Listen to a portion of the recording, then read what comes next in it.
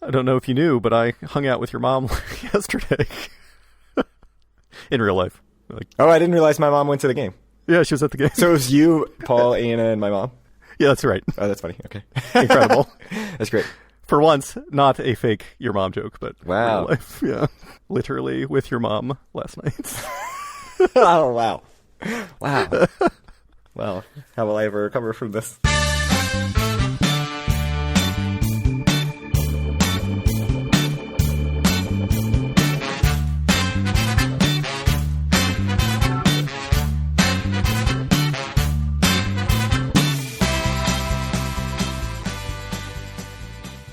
Howdy, it's Friday, March 27th, 2026, and this is episode 276 of Due for a Win, the Atlantic City podcast. I'm Kyle Askin, joined, as always, by Craig Stone. What's good, Craig?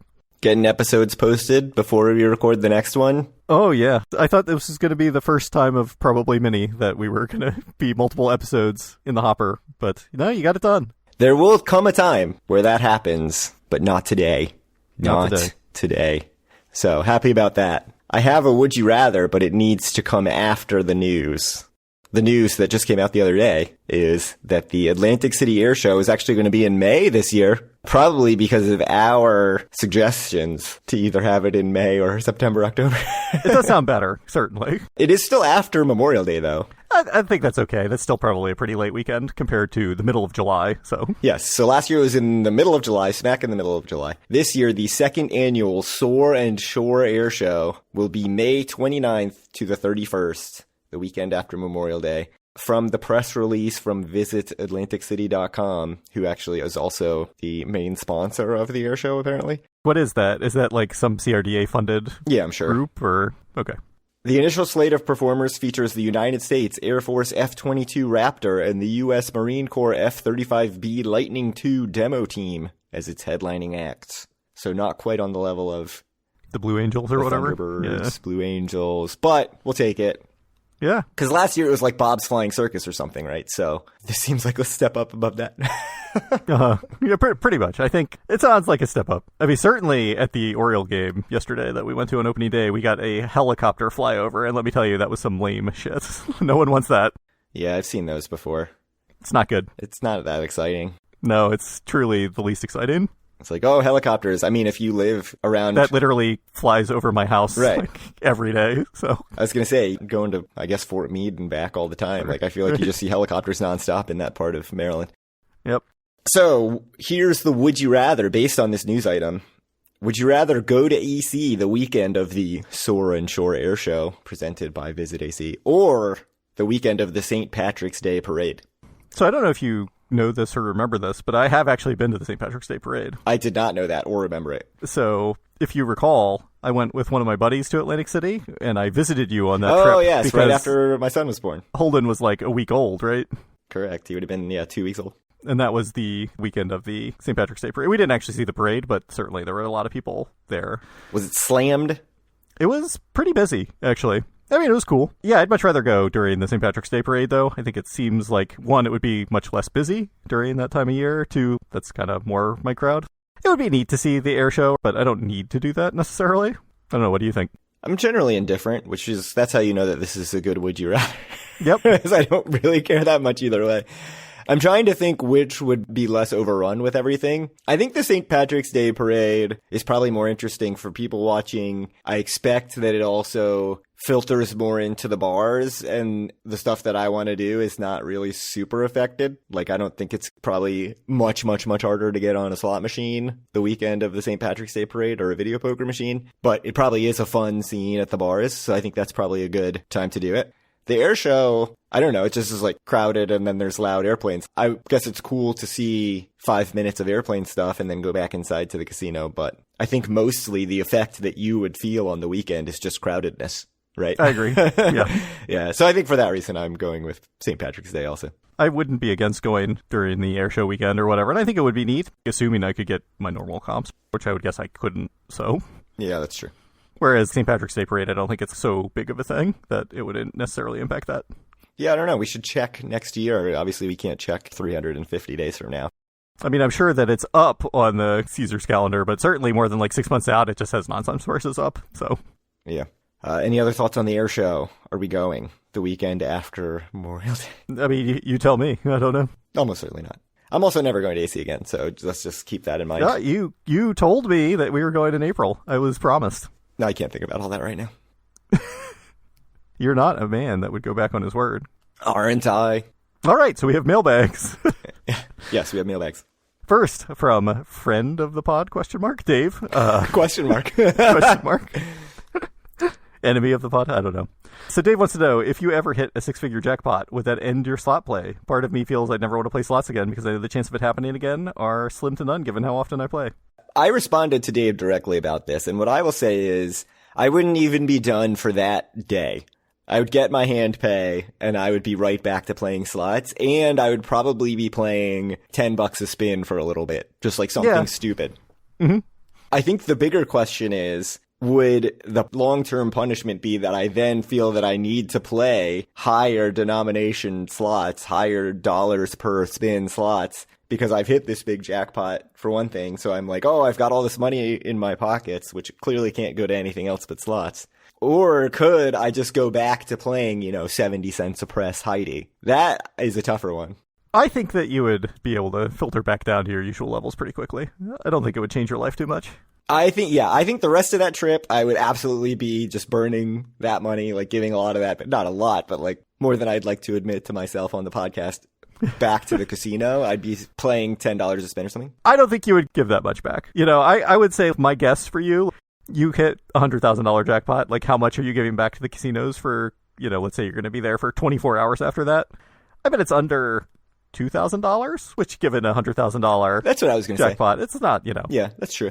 And I would feel bad about giving the $2,000 back because of the amount that I'm normally bringing and playing. Yeah. No. It would be more than usual, certainly, but I don't think you would go crazy. But my thought is, between trips, once that money is in the bank account, I think I come back and I'm just right back to 70-cent slots. Maybe I'm playing like $1.50 spin nickel slots, but I'm certainly not going up to anything crazy. And I think it would only take one trip of being minus $400 or $500 to be like, no, screw that. Back to 50 cents a spin.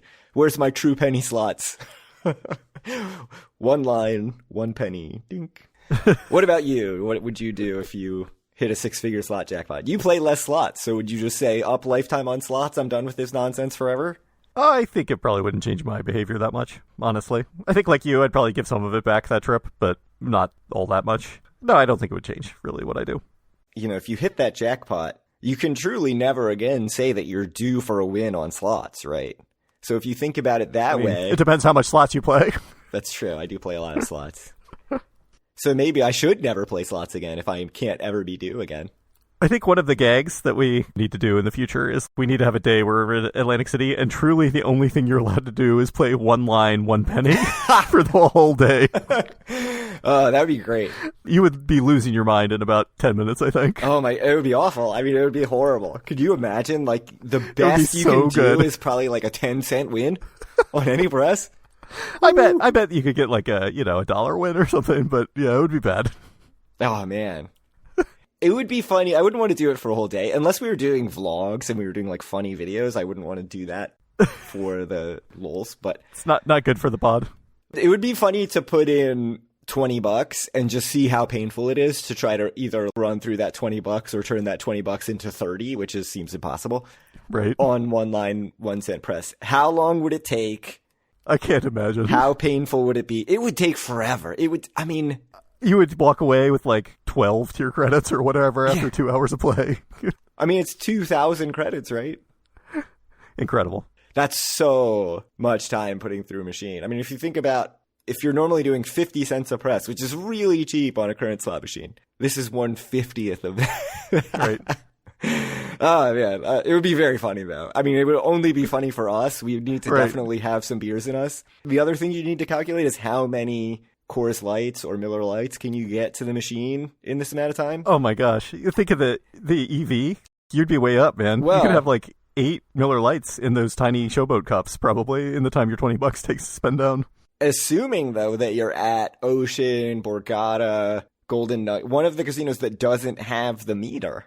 That's true. Because it's Caesars. Caesars would shut it down. it's counting up. Although sometimes It's pretty fast, honestly. I think even at a penny a spin, I think you would be able to get drinks reasonably quickly at Caesars. I think it would take 500 spins.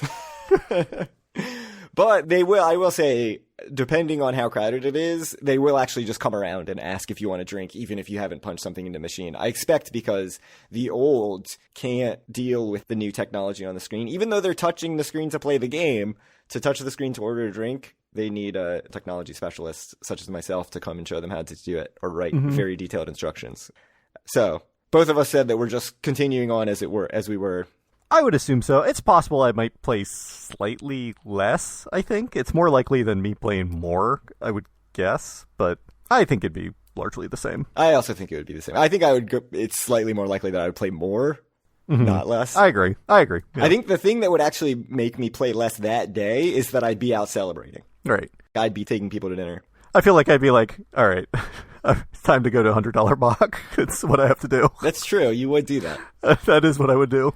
A sort of follow-up question to this, because of jackpots, is we sort of used to have a rule, and I don't know if it was a hard rule or if it was just sort of a generally agreed upon thing, that if anybody hit $1,000 payout... That's right. They would buy dinner. They would buy dinner for everybody. I feel like that is not a big enough threshold anymore.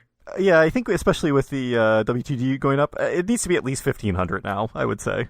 I think if it's only me and you, $1,000 is fine. Right. But if there's like 5 people there, you're going to spend $1,000 on that dinner. So yeah, right, exactly.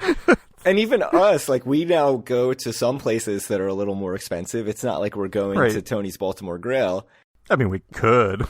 So, even for 2 people, if you got $1,000 and you're like, let's go to Nobu, right? You can eat up, 40% of that $1,000. You took me to Continental. But Continental, yeah, last time you hit a Royal. So I think that's the appropriate standard of restaurant. I agree. I think that's true. I think it also depends on how many people are there. I think it needs to be, like $500 per person that's there.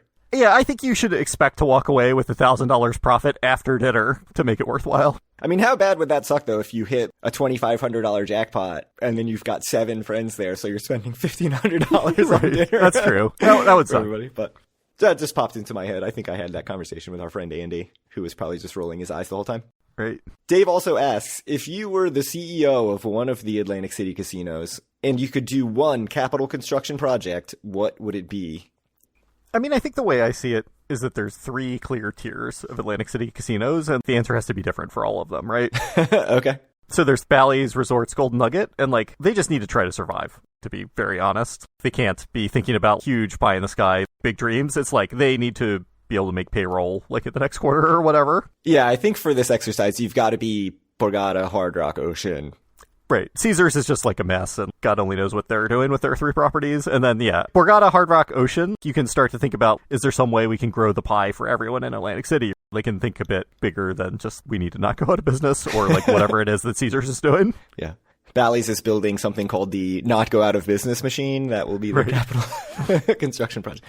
So you want me to think about it? So let's say I'm Ocean or Hard Rock or whatever. Yeah. I think it's tough. Certainly for Ocean or Hard Rock, being able to subsidize either more stuff that's interesting up on the boardwalk up there, or twisting the CRDA's arm to get them to release some of the property and be able to do something up there would be good for both of them. Honestly, it'd be good for the city. Certainly once you go past the Steel Pier, there's not really a ton of stuff to do up in that part of town. There's Tony Baloney's, and right, that's it. Hot Bagels and More. Hot Bagels and More is pretty decent.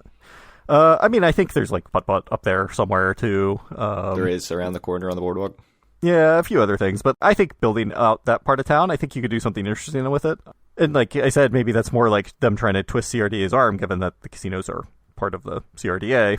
Yeah, I don't know. Borgata is interesting just because they're kind of off on their own. So as much as we like to mock them, I think it does make sense that they may not want to improve the boardwalk, even though that is really what draws people to Atlantic City. Right. No, they absolutely don't want to improve the boardwalk.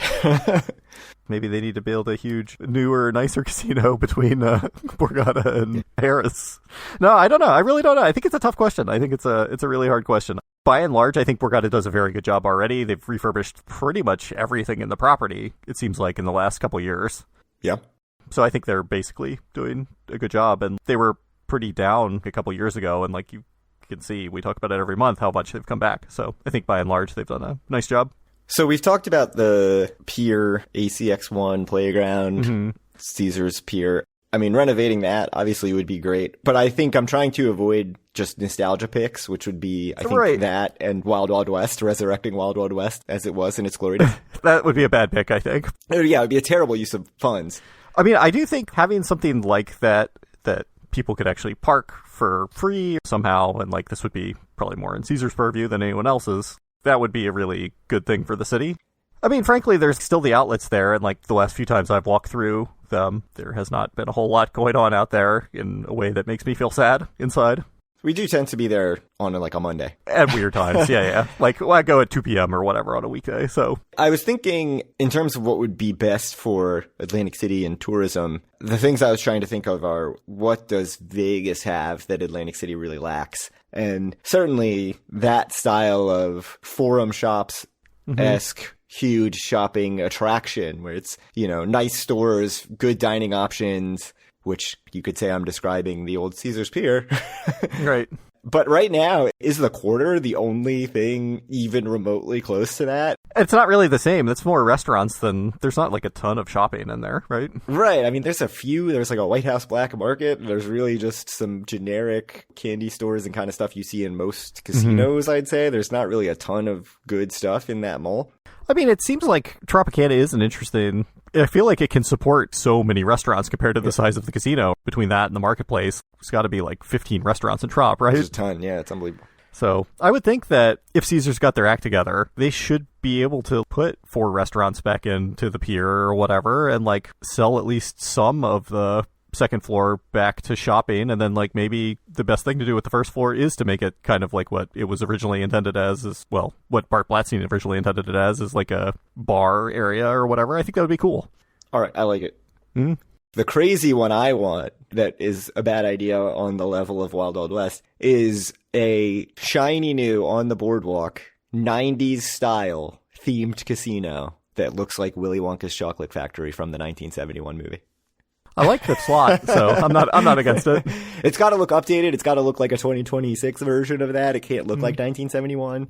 But give me a Bellagio atrium style thing, but it just looks exactly like the movie with the chocolate waterfall. Come on. They need to have the slots in there, though. That's really that's a given. Yeah. The problem with these themed things, and I think it's what you're seeing in Vegas too with the de-theming of everything, is like the theme is a big attraction when it opens. And people are like, oh, I have to go see that. And then they do go see that, and they don't really need to see it again. Unlike me, who loves it and only ever wants to stay at Excalibur or New York, New York. I just love that you love New York, New York so much, given that you used to live in New York. You still work in New York. It's just your favorite. You can't get enough of it.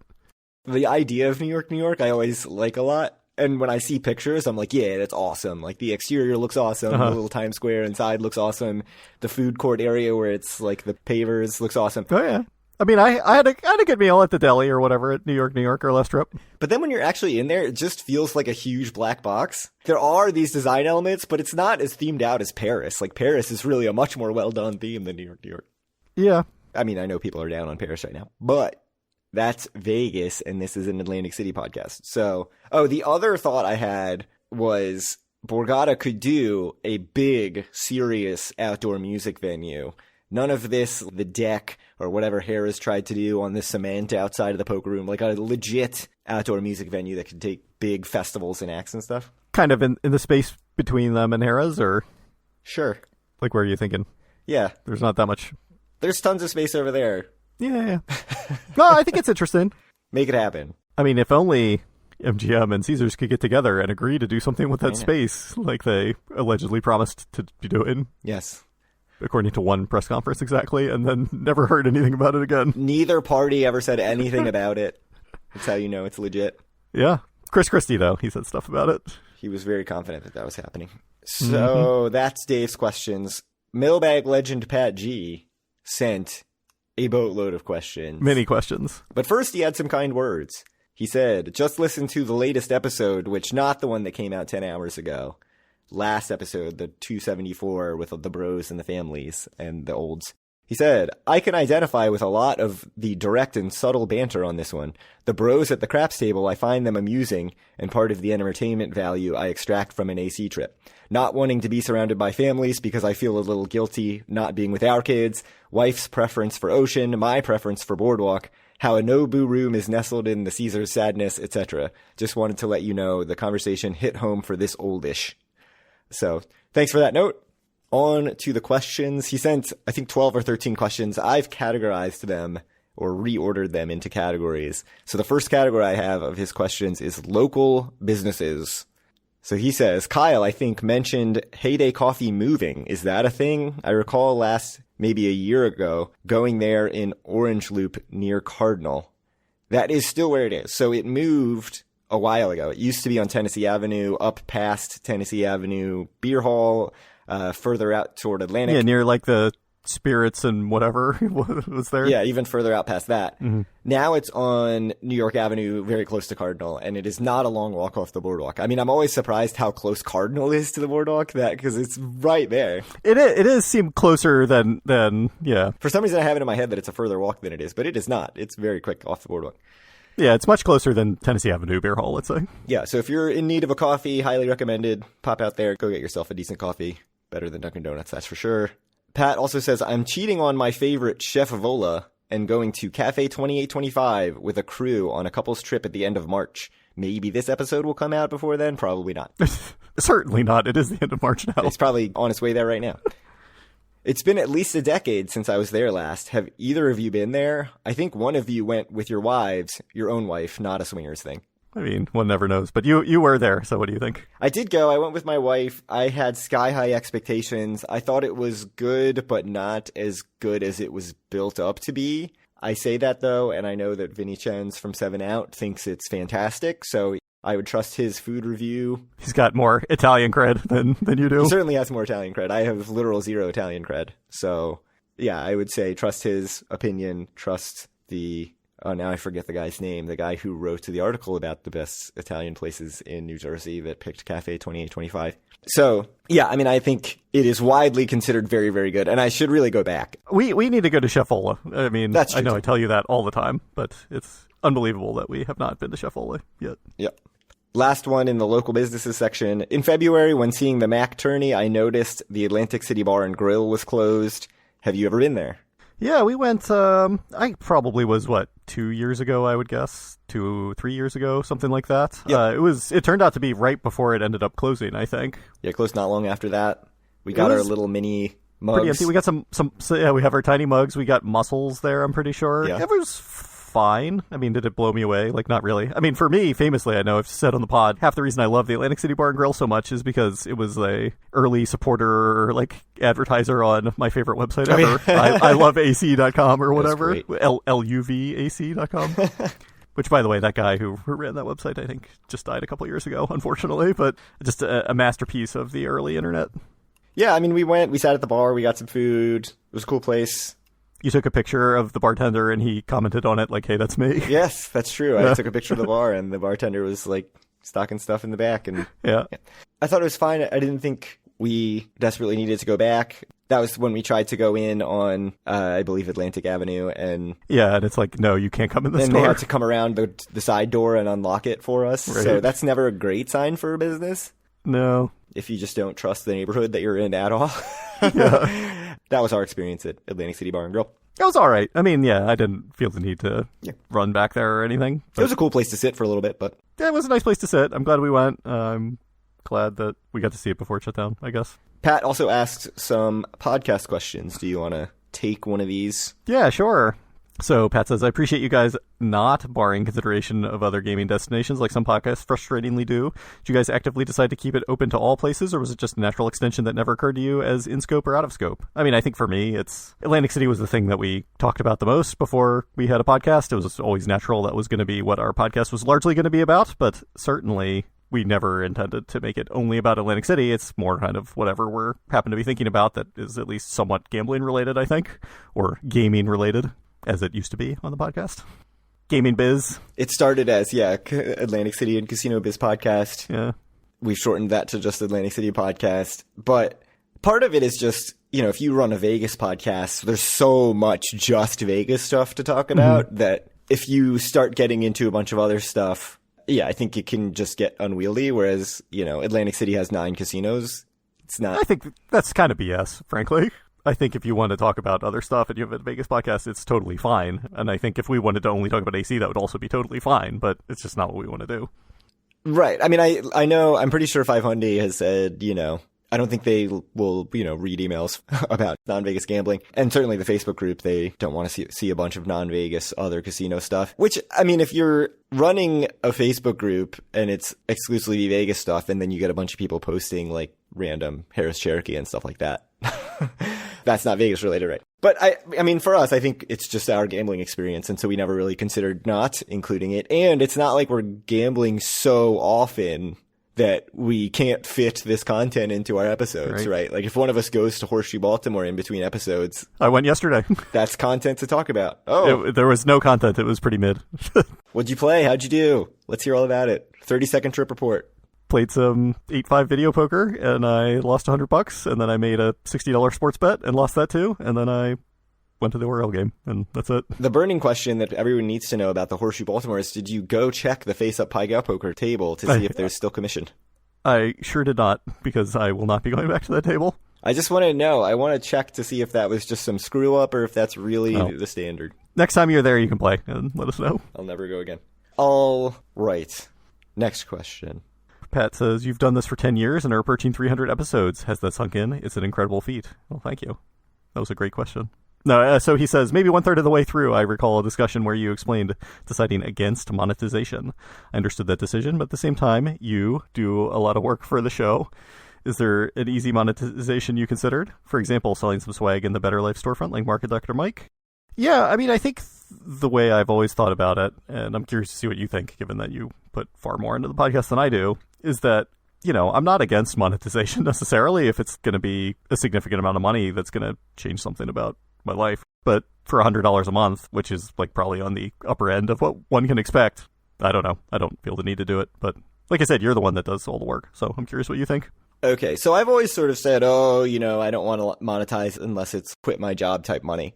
I don't think it's that to that level. Yeah, I think if it was $1,000 a month, that would be worth it, but we're not going to make that, so. Yeah, so I'll use an analogy. I used to work at a nonprofit journalism organization, and we had a problem where we kept applying for grants, and all of these grants wanted you to over-deliver and on the funding. And so, you'd make these grant applications where you're asking for a small amount of money, but you're promising to do so much work. I don't think it has to be that way. I mean, I think you can have a Patreon and it's just, you promise nothing and you're just like, if you appreciate what we do, you could donate 10 or 20 or whatever bucks a month. And I'm sure that there would be people that would do that. But so it doesn't have to be the way that you're laying it out. That's true. I mean, I know that that's a big issue with Kickstarted video games where you have to promise so much for the Kickstarter tiers that you just can never get out from developing that game. Well, it's quite different for us because we already have a product and the product is the product largely, I think, at this point. So we don't need to hit some funding point to where it happens or doesn't happen, period. Right. But I do think, for an amount of money that doesn't even alter my gambling budget, right, for any given trip, I think it's not worth the effort. It's not even the effort. It's the sense of obligation. Like right now, it's been very hard for me to get the podcasts out in a timely fashion. I don't know if you can tell that as a listener. But I would feel so much more pressure if we were even getting $25 a month from people. Yeah. So just add that little bit. So I think that's more where I'm at, is that little bit of pressure is just more than I can handle. Yeah, no, I understand.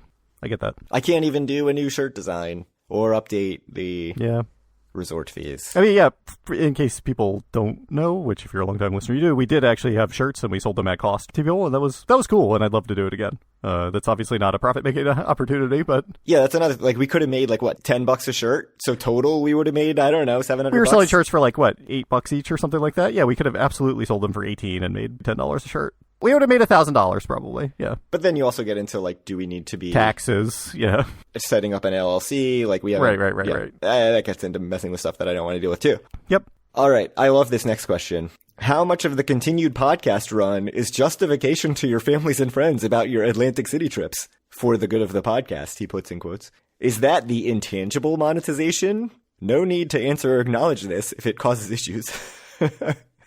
I mean, I'll say, I don't know how you feel about it, and we may have talked about this at episode 100 or 200 or something like that, but I mean, I think a lot of it was that, or like a lot of it is at this point, it's a good way for me to talk to you every couple of weeks about something we both enjoy, and like there would be value that's removed from my life if we didn't do the podcast, because realistically, we would not talk nearly as often then, and like there is value in that, but for the stated reasons, I'm pretty shameless, so I don't necessarily feel like I need to have an excuse of why I want to go to AC or whatever, but I understand that certain other people are different than me and would feel differently about that, but there is other value I get out of the podcast.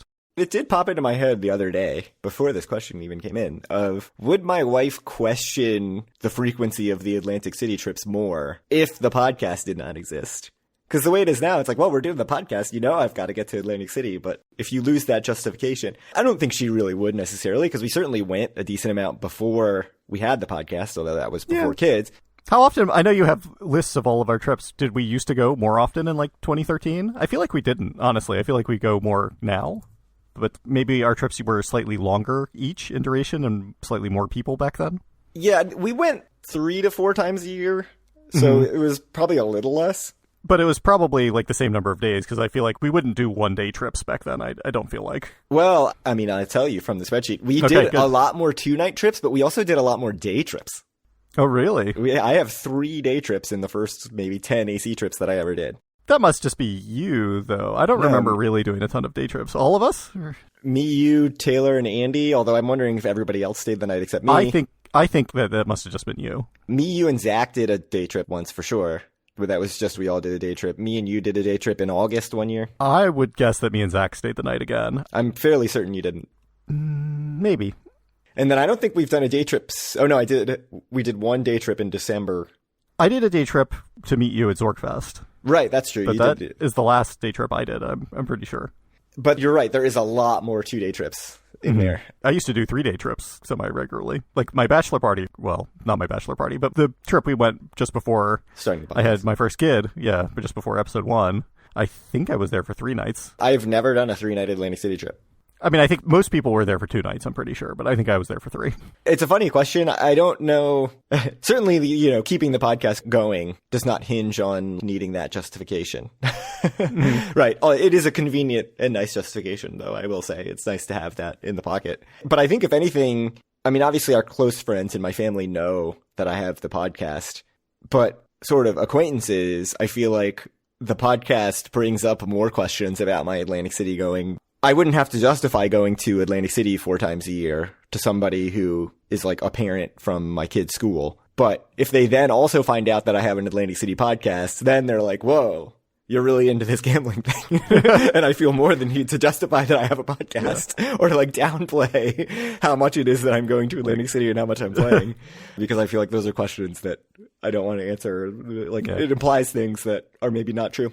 The secret is just being shameless. And that's how I work it out for myself. Yeah, I mean, we've talked about this a lot, about just asking to go to things. Like I still haven't asked anything about a fall Vegas trip for similar reasons. I like the idea that this is intangible monetization of the podcast. Like there is value in having the podcast in that it gets me to get Atlantic City trips on the calendar. Much like there's value in having, say, a 13-game plan to the Baltimore Orioles. Not that that's a thing they offer anymore, where you have dated tickets. Because it's easy to say, well, it's cheaper to just go whenever. It'll just go to any game. And then you don't ever go and the season ends and you haven't gone once. Not that this gives us dated things to go to Atlantic City. And I'm all about bad analogies today. But it does give us like impetus to always be thinking about that next trip. Yeah, like in April. And I do think, like, calendar-wise, yes. Calendar-wise, without the podcast, I think it would be so easy to just be like, well, we could go in April, but, I'll just be getting back from Disney, and then we've got this other thing, and there's a thing the week before, and there's a thing the week after, and then you just never go. We would go either once or twice a year, I think, without the podcast, for sure. Yeah, I agree. Once would be my guess, honestly. Yeah, and now we're going like 4 to 5, so intangible monetization, for sure. Here's the last suggestion that I think you should read because you're going to be all about it. Going weekend of April 25th. Good suggestion. All right, so Pat says, consider a Mystery Science Theater 3000 approach to watching the Burt Lancaster Atlantic City movie. Not a question, I guess, but a terrible idea or a great idea. Claude could be the robot. You're all in. Claude would not be the robot. Absolutely not. I think it would just be me and you. Maybe. I mean... You would be the robot. Yeah, I mean, sort of. I've been called a robot before, so I take it as a compliment, not as an insult.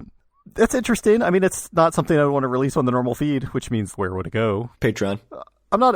At the $1 million tier. Yeah, I'm not against it. I mean, we'd have to set it up and, like, sync it up, and, you know, it would take some doing, but the idea I don't think is totally unreasonable. There's a way to do synchronous watch party on some of the streaming apps. We could probably figure that out. I've used it before. There's Play Together, Watch Together, some site that lets you watch YouTube together, and hopefully it's on YouTube. I have no idea, but the one that we should really, I mean, we sort of did this, but a full feedback track, whatever you call it, like a commentary track. There you go, nailed it. Is that news feature on Atlantic City when the casinos came in that we talked about in much detail one episode. That was a good news feature. I mean, there's other news features that are out there. There was one from 10 years later, I feel like, and they come up in my YouTube feed every now and then, and I'm like, oh, that'd be interesting for the pod. But I should really rewatch that one that we watched and liked so much. That one was so good. Yeah, no, it was really, really good. With the watermark on it the whole time. That's the best part. Steve Wynn. Oh, I forgot Steve Wynn was in it. Oh, yeah. Angeloni. All the greats. Maria from Maria's Luncheonette. The parking lot lady. She was big mad at Steve Wynn. She was. Luigi's. Yeah, Luigi. Luigi himself was there. But yeah, it was funny seeing Steve Wynn talk so much about how well they comp and, you know, it's all to get you to gamble. And that's just not how casinos act anymore, as we talked about last episode. Yep, no, it's changed a bit. Bring back Steve Wynn. R.I.P. Steve Wynn. Who's not dead, by the way. Do you want to go to the next group of questions? Or do you want to No, I think we should save some. All right, we'll save some questions for next episode. Thank you guys so much for listening. If you want to reach out to us or any of our other listeners, you can do so at our Facebook group, facebook.com/group/DoForAWin. Find all of our great content at DoForWin.com. Reach out to Craig on Twitter at DoForWin or me at Kyle Askin. And send Craig questions to DoForWin@gmail.com, and we will answer them on air. Any last words? We've got like 8 more Pat questions to get to next episode, which is good. 5, right? Yeah, 6, 5. Yeah, 5. Yeah. 5 in one of them I have added. A second part. One of them's about data, so, you know, we'll talk about that with the data episode. We'll save that for the next time we have data, which will probably not be... Maybe it'll be next episode. I don't know when the data comes out for March, but we'll see. It'll be close. I don't know. Anything else? Atlantic City. April 25th? April... I mean, it probably needs to be like a Sunday to a Monday or something. Okay. Here's the problem with April. So April 26th, unfortunately my wife has something on the calendar, but we can talk about it, I guess. April 25th, my wife has something on the calendar. My son's travel baseball is every Sunday. Okay. Until the end of May and into June. I could get there Sunday evening, I would think. Yeah, same. We should aim for April 26th, 27th. Yeah, that looks like the best weekend for me.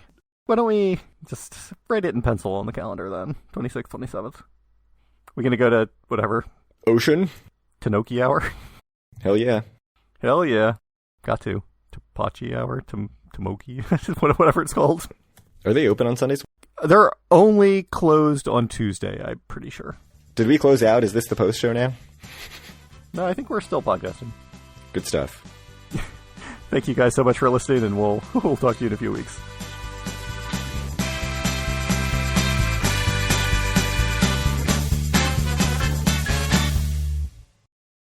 Yeah, so I love when I tell people, I'm like, yeah, I'm from Baltimore, and they're like, all I know about that is I've seen The Wire. Was it like that when you grew up? And I was like, okay, I'm not like from Baltimore per se.